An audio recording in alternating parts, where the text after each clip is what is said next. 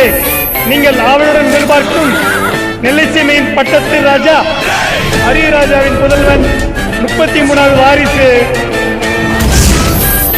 ஆமா, நீ எந்த ஊரு?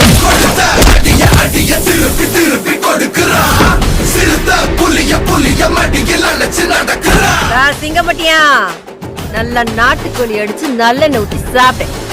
அடி வாங்கணும்ல. கோதால சந்திப்போம்.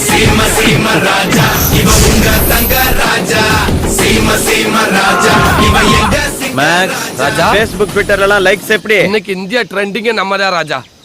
ஆ? ஆசிரம ரசாயா